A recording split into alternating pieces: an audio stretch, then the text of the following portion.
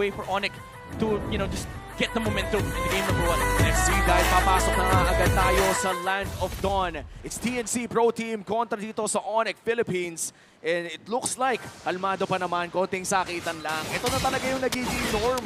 Sa early game talagang poke lang malala sa parehas na Romer. Oo, para pag early game, pagalingan lang yan na kung sino tatama yung skill. Kung sino mas madaming tatama na skill silang lalamang doon sa mga early pokes. So, nagkakaroon lang naman ng vision para dito sa ating mga roamers. And I gotta say, parang lahat din ay nakatutok kung ano nga ba talagang ipapakita ni Zyda laban kay King Kong.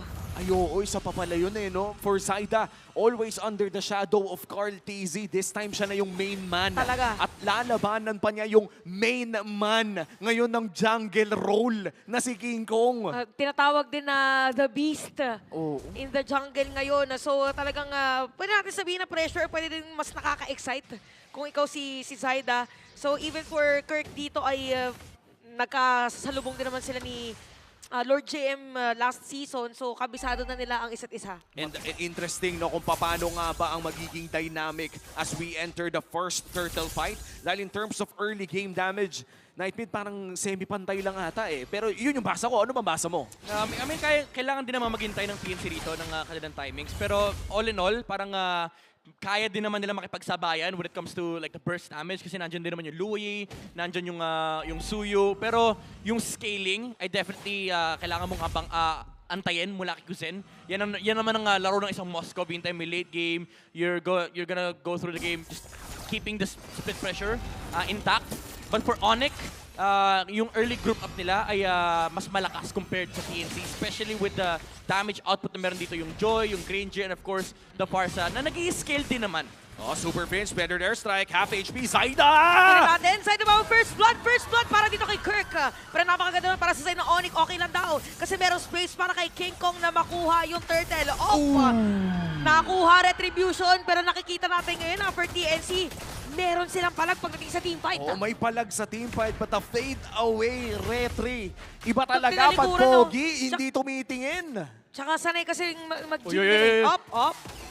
May laban din sa top lane yung mga natin, gold laners. Oh, ito medyo siguro delikado ng slide para kay Kendra pero nararamdaman din niya ata na I think Super Prince knowing the Luigi so well, baka natutulungan din in terms of comms ang Onyx Philippines dito. Oh, parang sabi niya, after nito, pwede yan dito pumunta. Ingat kayo dyan. Pupunta yan dyan. Okay, ito na yung typical na play. Grabe! So, ito damage shot, parang talagang si Soup, kanina, nakakita tayo ng Farsa na every time na merong spell ay gagamitin. Ganon din ang nakikita natin ngayon. Grabe si Super Prince talaga Monster nag-commit pa ng flicker para lang hindi maka-double lane effectively si Kuzen. Naiwan yung top lane. Yung dalawang cordon, binasag agad. Grabe yung punish ng Onyx Philippines. Nabasa yung play at agaran silang humanap ng paraan. Hindi ko masyadong naintindihan yung implications ng flicker na yon sa simula. Pero dito natin makikita na yung flicker na yun ay worth 1,000 yung gold rate. Siguro 800 yung nakuha nila doon. Yeah, malaki na wala din sa TNC kasi most of the time na yung gold laner nagdo-double lane before the second turtle. Pero sinara kagad ng Onyx Philippines. Actually, nakaharang pa nga si Kelra, si Brusco doon sa dadaanan ni Kuzen. Pero yung feathered airstrike na yun just secured na hindi makakabalik sa lane. Si Kuzen, ang masama pa doon, binatupan niya yung Spear of Destruction, so talagang wala siyang way para makabalik na sa lane. Kaya full commitment yung ginawa ng Onyx Philippines na magpasag ng Torres sa may top lane. Sobrang hinaharangan kaya din talaga napipilitan na yung si Zyda and even Yawi. Nabantayan si Lancy. Before din natin na-explain yung implication ng flicker, nakasoon pa nga si Lancy. Ito na, nagyuyuyuyu doon sa may ilalim ng tore. Parang kanina nag-aantay na doon sa side niya eh. Ngayon nararamdaman niya na lamang na siya. Okay, check lang na damage sa may bottom lane. Oo, kamunti ka na rin ma-burst. Siguro hindi lang niya pinilit dahil may additional defenses din na nakukuha. Medyo risky kung itutuloy niya yon. But here comes the second turtle of the game. Mauunang pumwesto ang TNC Pro Team. Pero kayang-kayang pumasok ng Onyx Philippines with Brusco. Already scouting the Pixel Brush at mukhang itatry nilang i-burst si Yawi. Pero hindi naman masyadong tatama ang mga abilidad. TNC Pro Team, kontrolado pa rin naman ang Turtle Pit. Oo, hinahanap ni Lord JM dito kung nasa si Super Prince kasi kanina pa niya ginagamit yung kanyang feathered airstrike. Brusco dito sasalo ng ilang mga damage. Ginamit yung Spear of Destruction. Marereset yung ating turtle. So medyo humaba ang ating team fight para nagkakasilipan lang muna yung mga players. Oo, si Kirk, kailangan mag-regen ng bahagya. Nandiyan naman ang Little Wanderer. Pero si Yawi ay umaamba na. Here comes King Kong, nakahanap ng dalawa! Ayan na, ginamit na rin yung vengeance para kay Kirk. AOG! Nagamit na nga dito ni Yahweh. Si Bruce ko na makukuha. Lord JM, kamunti ka na. Si Yahweh hindi na magsusone out pa. Pero makapalis sa kamay ni Super Prince at tuloy-tuloy lang ang team fight. Zaida? Binigyan ng beat ni King Kong. Makakatakas dito si Zaida. Pero turn Bang! ay hindi pa na. Sakto sa bala ni Kenra. Grabe na, hanap na naman ng Onyx Philippines at hindi pa tapos si King Kong. Mukhang mag-i-invade pa at makakuha kaya niya ang orange buff. Hindi na ata. At ibibigay ng TNC Pro Team. Wala silang magawa, wala silang retribution. Tapos hindi nila kaya yung Joy kasi magkaka-ulti na naman si King Kong. Level 10 na si King Kong. 5 minutes in pero sa may bottom lane na nabigyan.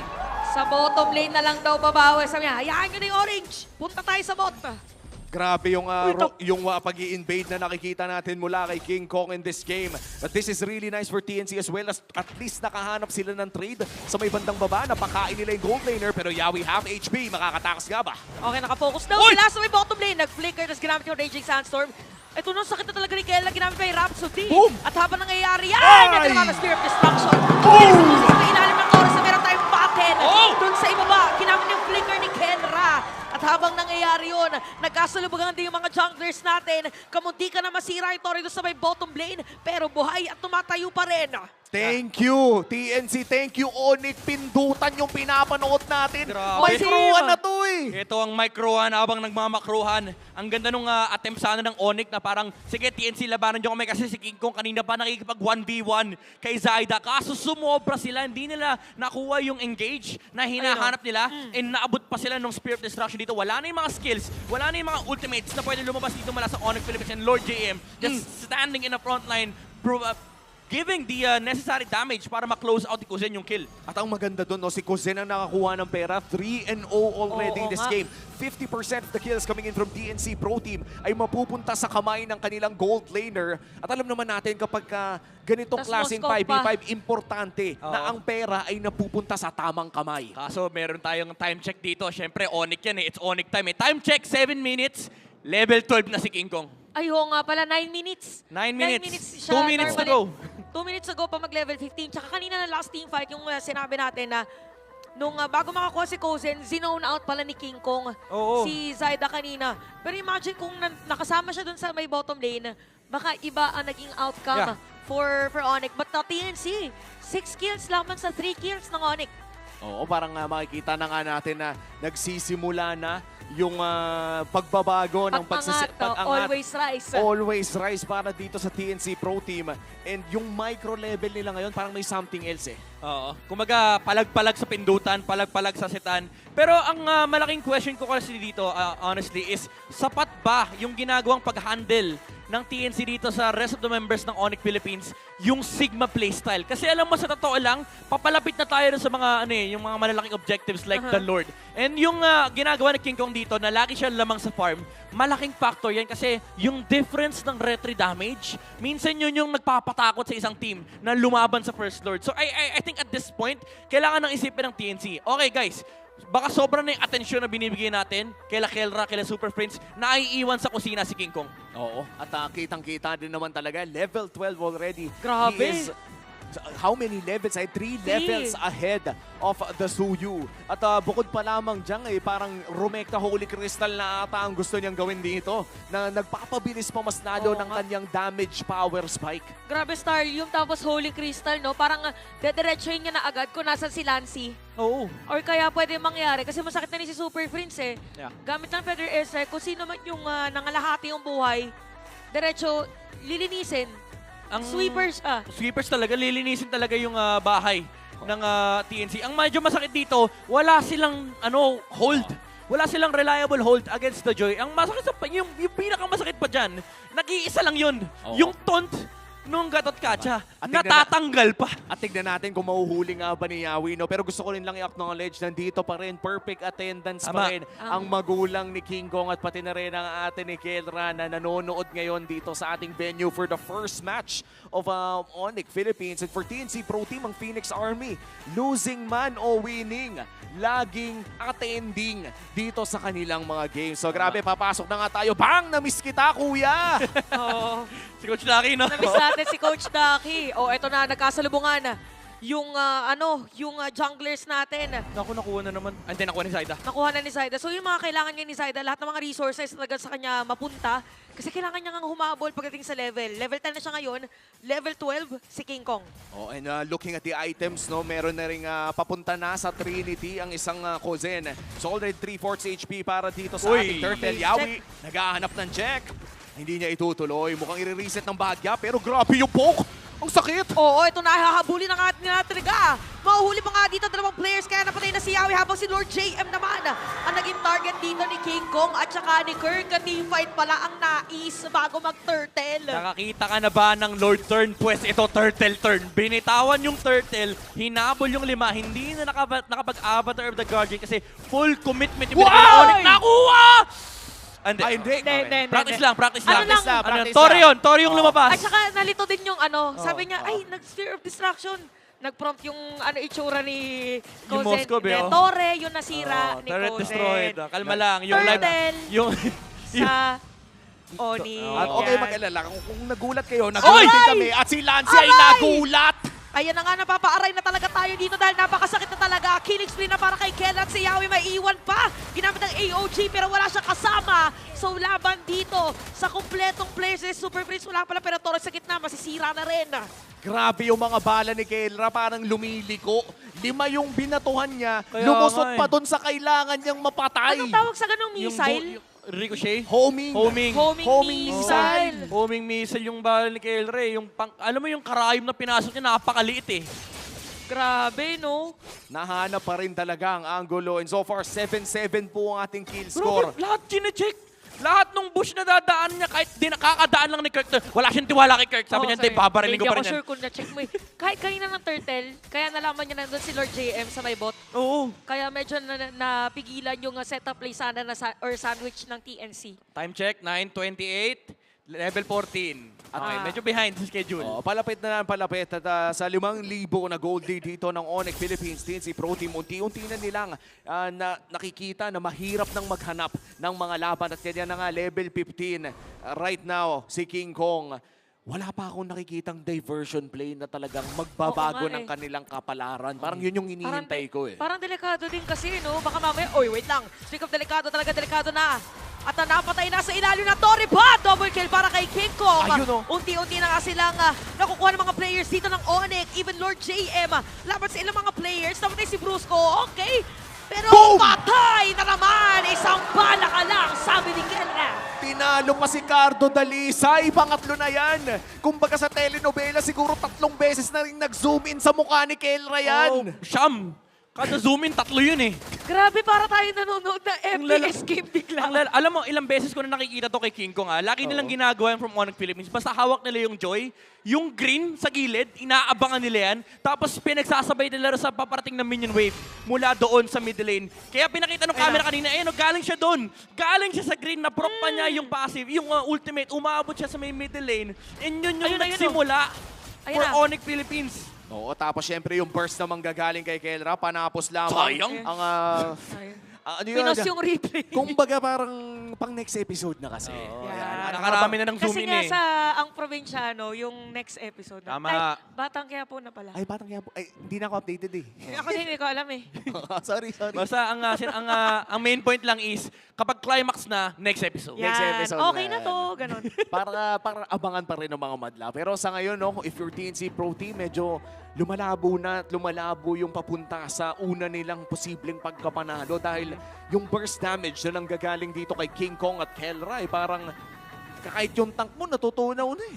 Pero to be fair, kung titignan mo yung yung current na stats natin ngayon, 4K lang naman yung lamang ng Onyx in terms of gold. Ang kulang nila, or kulang ng TNC, paano na i-convert yung farm na meron sila ngayon. Kasi technically, kayang pumalag ni Kozen. Yeah. Pagdating sa team fight, Yep. wala lang talagang perfect opportunity. Oo. Ang kailangang isipin dito ng Onyx Philippines, kahit nasa magandang posisyon sila, no, yung Lord na ginagawa na paulit-ulit na nagtuturn, baka hindi maging sapat eh. Kasi may Moscow dun sa kabilang side ng mapa. Even though, for the longest time naman, yung Onyx Philippines, nagko-commit talaga sila in engaging the team fights. Baka malaro kasi sila dito ng TNC, knowing na may Louie pa silang kailangan hanapin, kailangan nila makita yung diversion. Yung time na binibili ay baka maging sapat for the Moscow to just split push on the other side of the map. So, yun yung kailangan intindihin ng Onyx sa later stages of the game. Pero for now, yung TNC naman, kailangan niyang intindihin yung current pace ng game na ngayon na masakit din naman talaga yung burst damage na nanggaling mula kay Granger tsaka kay Joy. Alam mo, nung sinasabi mo lahat ng yun Midnight, nung nabanggit mo yung split push, Moskov, May gold lane, mga heroes. parang mga heroes na yun, parang may nahagip sa camera eh. may Oo nga eh. nakita ako eh. Ano ba nakita nyo? Yung parang may nagtitimping bagyo Oo. sa may bandang harapan. Oo, feeling ko dadaanan ulit yan mamaya eh. Oo. Mamaya Mainit yan eh. Nasa balag yan eh. Madadaanan ulit. Pero ayun nga, Midnight, no, yun din yung hinihintay ko, honestly. Dahil kahit pa sabihin nating lumalamang na ang Onyx Philippines, there is still a chance na AKA ma-backdoor o madaan sa split push gamit ang Moskov. Ayan na. Tingnan natin kung gano'n ang mangyari. Well, kayang-kaya eh. Actually, pwede siyang biglang manggulat na lang. Yeah. Tapos biglang Nasa base na pala. nasa base na pala. Kung pwede lang mag-Spear of Destruction Grabe. sa base, bakit hindi? Pero ito nakakalahati na yung buhay ng Lord. Tingnan natin kung lalaban ang side ng TNC. Si Yawi papasok, meron Ton! Si King Kong! Oh! Pero si Zaida makakakuha ng Lord. What a steal Wow. for TNC at napatay rin si Super Prince. Pero si Keron lumalaban pa rin. Ito na mga bala na gold standard. Labanan na to ng mga marksman. Si Zaida, hinahanap na nila pero patatakasin ba? Nakatakas na nga. Grabe. Nakita mo yung ginawa ni Zaida? Dash in retry. Ganon siya kapogi. Hindi na siya humit. Hindi na siya nakihit doon sa Lord. Nag-dash in lang tapos nag-retry. At ayan ang maganda, no? Alam natin na si Zaida, medyo malaking matchup si King Kong para sa kanya. And for the last few minutes of this game, ay medyo nahirapan talagang sumabay. Kitang-kita naman sa stats ni King Kong. But with that retribution steal, napatunayan ni Zaida na kaya niyang sabayan, na kaya niyang ibalik ang TNC sa larong ito. Napaka-importante pa na may Moskov sila. Ang ganda ng call eh. And ito yung sinasabi natin dito sa Pilipinas. Talagang sobrang importante ng macro decision. Binitawan ni Brusco dito yung vision over Zaida. So hindi nila nakita yung suyo tumawid mula doon sa kanan and nakaabot pa si Zaida doon kasi nag-commit din naman sila Brusco para tulungan dito si King Kong. Ang problema nakatont na yung Joy. And saktong-sakto pagpasok ni Zaida, pipindutin niya na lang yung retry. Yung second na yun na natont si King Kong, parang medyo nagulat din siya eh. Tapos at saka na nag-dive doon si Zaida. So ang ganda nung naging comms doon and decision for TNC. Kaya naman sila ngayon ang pumapwesto Yawi? laban sa Onyx. Uy! Pumasok! Ay! Nabit! Pumasok! Okay, eto na ulit. Oh no, this is it. TNC Pro Team, sapat na ang kanilang bawas para i-burst ang tank ng Onyx Philippines. Grabe! At napakasakit na rin ni Kozen in this game. Pumapalag na ang Phoenix Army. And let me remind the viewers, ang kalaban nila ay World Champions. Tindi nung pinapakita dito ng TNC. Napakaganda ng huli ni Yawi doon. Tont pabalik. Napasobran ang lapit si Brusco and nakasalubong niya yung buong members ng TNC. Pero Offense. humahabol okay, ginamit yun yung Feather Airstrike. So may kita pa rin natin na napakatapang ng Onyx. Parang pinapauwi nila yung mga players ng TNC at sinasakop Oy, nga Kozen! yung mga teritoryo. At sakit ng mga pana. Dito ni Kozen, halos na nga lahat eh. Hindi, more than kalahati. More than. Yung naging damage kay Kirk. Dito mo masasabi na di sila nakaaurahan eh. Yung kahit tinahabol sila ng Onyx Philippines, may nagtatry gumawa ng play. Walang aura-aura dito, nasa Pilipinas tayo parehas. And you could see that right now, 30 seconds bago lumabas ang ating second Lord of the game, TNC Pro Team, with a fully built Kozen, 5-0-2. Siguro ang call na dito ay protektahan lamang o mata dito sa isang Moskov nila. Yeah. Kailangan, ang problema ngayon nasa side ng Onyx Philippines, hindi ganun kadali na hanapin at Reverse, no? pasukin dito si Kozen kasi may mga tulak eh. And even though sabihin natin may mga long range nuke, ang kailangan nilang isipin dito is yung nasaan yung Gatot Kacha. Kasi kapag binitawan nila yan basta-basta, baka masetan sila ni Yawi. Even si Zaida, yung hold ng kanyang first kill. And ngayon, TNC, sobrang disiplinado nila. Doon sila sa opposite side ng Lord nagsimula. Ayan na, para Oh, no! dito Jerusalem yung nakita natin! Sakto doon yung Reggie Saxon, Oh! pero meron namang AOG. Sila Kuzen! sa 200, pero patay na si Brusco. Kuzen! Kuzen naman kay King Kong, pero napatay na dito si Kuzen. At si Zaida naman pipilitin na mag-dash away, pero sakto na naman ang Death Sonata! Nahanap na naman ng mga bala ni Kelra ang target. And that's Zaida going down. Saktong-sakto may Lord pa, pero iba na ata ang call ng Onyx. Lord Lord JM JM. umuwi na. Laban sa tatlo, Lord JM, hindi na pinatakas pa. Another man down sa side ng TNC. Ito na ata ang call ng Onyx Philippines. By option sila mag-Lord, pero ang option na tinitake nila ay tapusin na ata ang larong ito. All of them, sabi nila, all of them, may naglo-Lord, may nagpupush. Sila si yung nabuhay para dumepensa sa magkakaroon ng minion. Ang call nila ng Onyx, let's go for the Lord. All of them. Ay, hindi, parang may sarili na sila, oh. Oh, may sige, sarili. Okay, sige, kuha na ako ng Lord. Pwesto na kayo ulit. Just in case, sabi ni King Kong, just in case, hindi Lord ako. matapos, may tiwala ako sa inyo, pero may tiwala din ako sa kalaban. Nasa Pilipinas tayo, kunin natin yung Lord. Ang ganda sana ng pwesto ng TNC kanina. Akala Kaso ko yung sila set, may ipit. yung set ni Brusco, men, sobrang tiwala siya. Sabi niya, ilang beses na nangyari sa atin to. Sesitan ko tong bush na to. Isa lang yung nagpakita. Nag-ulti kagad yung Khalid. And it allowed for Onyx Philippines to force out skills. Napa-spirit destruction si Kuzen. Umabot siya sa may bandang likuran, pero naabot din siya ni King Kong. And now this might be a very hard defense coming in from the side of TNC Pro Team. Meron naman silang wave clear at mahirap din pasukin ang kanilang komposisyon. Pero sa ngayon, Onyx Philippines, hawak nila ang 2 minion waves na papasok na agad sa inhibitor turrets ng TNC Pro Team. Ito na yung Lord sa may middle lane. Sino nga ba taga makakauna, makakadepensa ba ang side ng TNC? Ang sakit na dito ng mga sibata. Galing kay Kuzen, sira na rin yung torre dito sa may bottom lane. Yung Lord madedepensahan at kapit lang sa base. Yan ang sagot ng TNC. Ang tanong, ibibigay ba nila itong pangatlo sa may bandang itaas? Yawi, tumatangki ng bahagya, pero kumpleto naman. 5 Aray! matatamaan, isa ang masesitan at si Lord JM ang mahaharapan. Oh, Yawi! After the guard dyan, si Brusco mahuhuli doon, pero si Yawi may iwan. Meron may immortality, makakadepensa, pero si Bat pa rin ito kay Kuzen. Unti-unti mahuhuli ang buhay ni Kirk, pero si Yawi napatay na ng Onyx. Dedepensa pa naman ng malala, makakapag-reset pa si Kozen, pero 5v4, 30 Aray! seconds bago si Yawi. King Kong nagamit ng Electrifying Beach, pero mukhang mahanap siya ng isa. At tatama pa rin ang mga bala, pero hindi makakapatay ng isa. At magbabak na ata ang Onyx Philippines with TNC Pro Team. Is a successful defense, pero nawalan sila ng 3 night feed. Oo, nawalan ng base dito yung TNC. Open na ang mapa dito for Onyx. Linis ang kanilang hinaharap. Napakaraming pwedeng i-farm ng Onyx Philippines dito, pero nagmamadali sila. Gusto na nilang tapusin, Womi. Ito na yata yung final push ng Onyx. Lancy! Kaharap ni Kelra, ginamit pa yung flicker. So merong information na walang flicker. Ngayon si Kelra Uy, uy, uy. gusto yung destruction, pero merong wind of nature. Wow! And it's gonna be a shutdown para dito kay Kozen. Pero si Zaida naman napatay. Medyo nakahati na yung mapa natin. Sila sulang pipitikan. At si Yawi na rin dito ginamit yung AOG. Meron pa magpasok doon. Pero Oh, patay no. sa tatlong players. Kozen at si Lord JM nandito para dumepensa. Meron pa Miguel Wave na bibitbitin, pero bigla nag-spawn yung minion ng Kozen! TNC. At the Knife Feather Extract for the Monster Mage. Matatapos na nga ba ito ng Onyx Philippines? Base lang na nga lang ba si Kozen? Di ba? At target na nga nila dito yung Base. Game number 1. Onyx Philippines.